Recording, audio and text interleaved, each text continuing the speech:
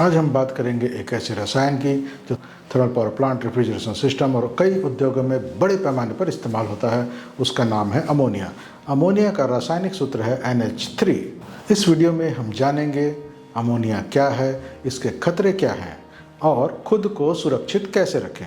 तो ध्यान से देखते रहें। अमोनिया क्या है?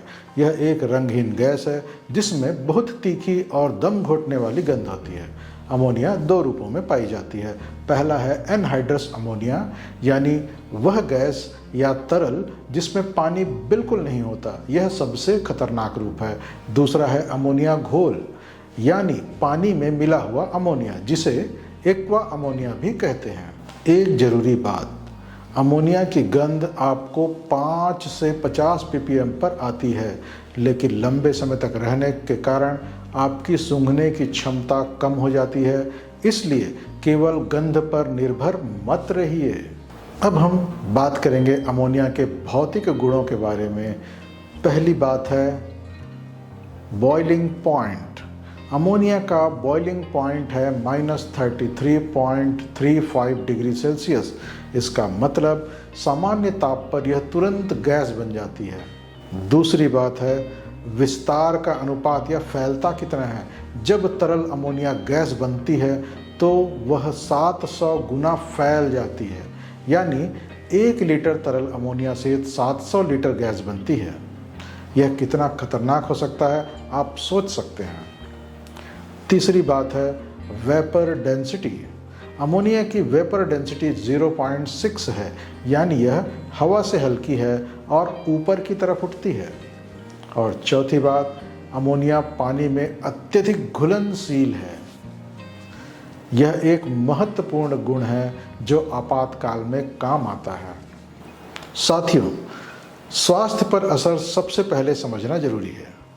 अगर अमोनिया सांस के जरिए अंदर जाए तो नाक, गले और श्वास नली में तेज जलन होती है, खांसी और घरघराहट शुरू हो जाती है। और अगर मात्रा ज़्यादा हो तो पल्मोनरी एडिमा हो सकती है, यानी फेफड़ों में पानी भर जाता है।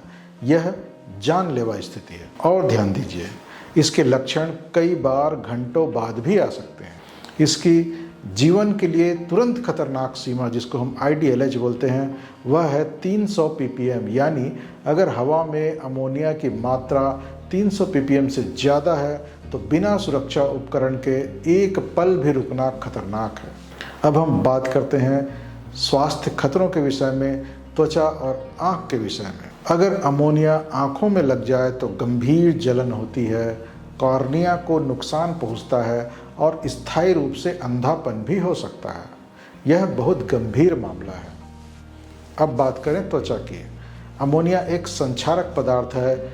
यह नमी के साथ मिलकर ऊतकों को जला देती है और तरल अमोनिया के संपर्क में आने से कोल्ड बर्न भी हो सकता है, यानी त्वचा जम सकती है, क्योंकि तरल अमोनिया का तापमान बहुत कम होता है। इसीलिए उचित PPEs पहनना अनिवार्य है। अब हम बात करें आग और प्रतिक्रियाशीलता या रिएक्टिविटी की। पहले बात करते हैं ज्वलनशीलता। हवा में अमोनिया की सांद्रता या कंसंट्रेशन 15 से 28% के बीच होने पर यह विस्फोटक हो सकती है। इसे हम LEL और UEL कहते हैं। एक बहुत जरूरी बात, अमोनिया को कभी भी क्लोरीन या ब्लीच के साथ मत मिलाइए। इन दोनों को मिलाने पर जहरीली क्लोरामाइन गैस बनती है जो तुरंत जानलेवा हो सकती है। इसके लिए असंगत धातुएं हैं तांबा, जस्ता, पीतल। इन धातुओं के संपर्क में इसको लाने से बचें। ये अमोनिया के साथ रासायनिक प्रतिक्रिया करते हैं। अब हम बात करें सुरक्षा उपकरण की। Leak detector. अमोनिया क्षेत्र में हमेशा लीक डिटेक्टर सेंसर लगे होने चाहिए। जब हवा में अमोनिया 35 से 50 ppm हो जाए तो अलार्म बजना चाहिए। इमरजेंसी लेवल यानी 1000 ppm पर तत्काल निकासी होनी चाहिए, इवैक्यूएशन होना चाहिए, लोगों को बाहर निकालें। Relief valve. टैंक में अतिरिक्त दबाव को सुरक्षित रूप से बाहर निकालने के लिए रिलीफ वाल्व लगाए जाते हैं। एक और इम्पॉर्टेंट टर्म है वेंटिलेशन। गैस को बाहर निकालने के लिए एग्जॉस्ट पंखे लगाए जाने चाहिए। इन उपकरणों की नियमित जांच और रखरखाव जरूरी है। अब आपातकाल में काम आने वाले स्टेशन। साथियों, हर अमोनिया कार्य क्षेत्र में इमरजेंसी स्टेशन होना अनिवार्य है। यह स्टेशन कार्य क्षेत्र के पास बिना किसी बाधा के तुरंत पहुंच योग्य होना चाहिए, जो कि आई वॉश और शावर के रूप में होता है। रासायनिक छींटे पड़ने की स्थिति में तुरंत इस स्टेशन का उपयोग करें। एक एक सेकंड कीमती है। एक और इम्पॉर्टेंट चीज़ है नर्स टैंक। प्रत्येक टैंक के साथ कम से कम 5 गैलन यानी लगभग 20 लीटर साफ पानी होना अनिवार्य है। याद रखिए, आपातकाल में पानी ही आपका पहला इलाज है। अब हम बात करते हैं पीपीईज की, व्यक्तिगत सुरक्षा उपकरणों के बारे में। आँखों की सुरक्षा के लिए टाइट फिटिंग केमिकल गॉगल्स पहने और बहुत ज़रूरी चीज़ ये है कि कॉन्टैक्ट लेंस बिल्कुल मत पहने। अमोनिया के संपर्क में कॉन्टैक्ट लेंस लगी आँख की स्थिति और भी खराब हो जाती है। शरीर की सुरक्षा के लिए रबर के दस्ताने, लंबी आस्तीन के शर्ट और सुरक्षा जूते सेफ्टी शूज पहने। रेस्पिरेटरी प्रोटेक्शन के लिए, जो कि 2 स्तरों पर होता है, जब हवा में अमोनिया 300 ppm से कम हो तो अमोनिया कार्ट्रिज वाला फुल फेस मास्क पहने। जब 300 ppm से ज़्यादा हो तो फिर SCBA यानी सेल्फ कंटेंट ब्रीथिंग ऑपरेटस अनिवार्य है। ये पीपीईज ही आपकी ज़िंदगी बचाती है। साथियों, अब हम बात करते हैं सेफ हैंडलिंग और स्टोरेज के बारे में। इसके लिए नियम 1, सिलेंडर को हमेशा गर्मी और सीधी धूप से दूर रखें। नियम 2, इसके होज की नियमित जांच करें, उसमें कोई कट या घिसाव तो नहीं आ रहा। नियम 3, वाल्व संचालन करते समय हमेशा हवा के विपरीत अपविंड में खड़े होकर वाल्व खोलें, यानी हवा आपकी पीठ की तरफ से आनी चाहिए ताकि गैस सामने की ओर चली जाए।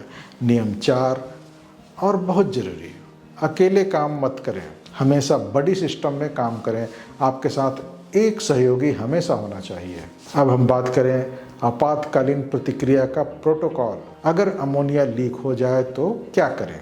सबसे पहले तुरंत क्षेत्र खाली करें, एक पल की भी देरी मत करें। दूसरा, हवा की दिशा देखें, हमेशा अपविंड यानी हवा के विपरीत दिशा में जाएं। अमोनिया हवा के साथ बहती है, हवा की दिशा में कभी मत जाइए।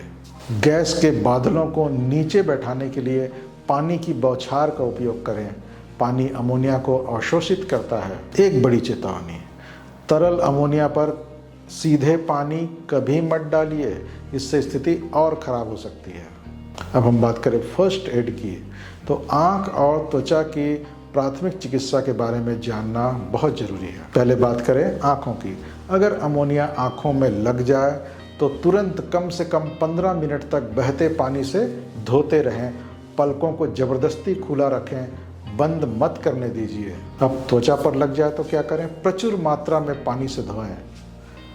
कपड़े अगर ख़राब हो गए हों अमोनिया से, अगर कपड़े जमे हुए हों तो उन्हें खींच कर मत उतारें, पहले पानी से पिघलाएं फिर हटाएं। एक और ज़रूरी बात, कोई भी मलहम या तेल बिल्कुल मत लगाइए, यह नुकसान पहुंचाता है।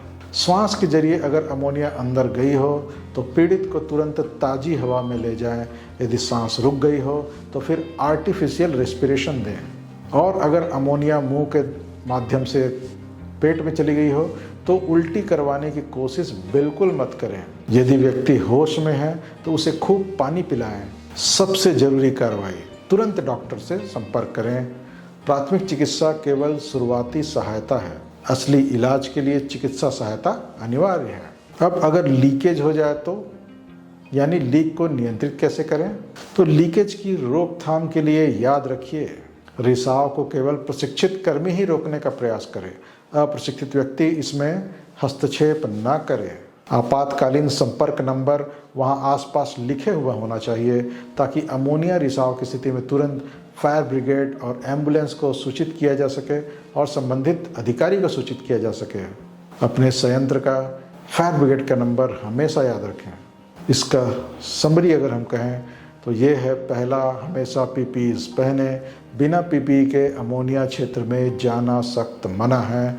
दूसरा, हमेशा हवा की दिशा का ध्यान रखें, अपविंड मतलब पीठ के पीछे से हवा आती रहे। तीसरा, पानी से धोना किसी भी संपर्क में सबसे महत्वपूर्ण प्राथमिक उपचार है। और चौथा और सबसे बड़ी बात, अमोनिया का सम्मान करें, सुरक्षा ही बचाव है। साथियों, आज हमने अमोनिया की सुरक्षा के बारे में विस्तार से जाना। याद रखिए, जागरूकता ही सुरक्षा की पहली सीढ़ी है। अगर यह जानकारी आपके लिए उपयोगी रही तो इस वीडियो को लाइक करें और अपने साथियों के साथ शेयर करें और सेफ्टी गुरुकुल चैनल को अभी सब्सक्राइब करें। आपकी सुरक्षा हमारा संकल्प है। मिलते हैं अगले वीडियो में। जय हिंद।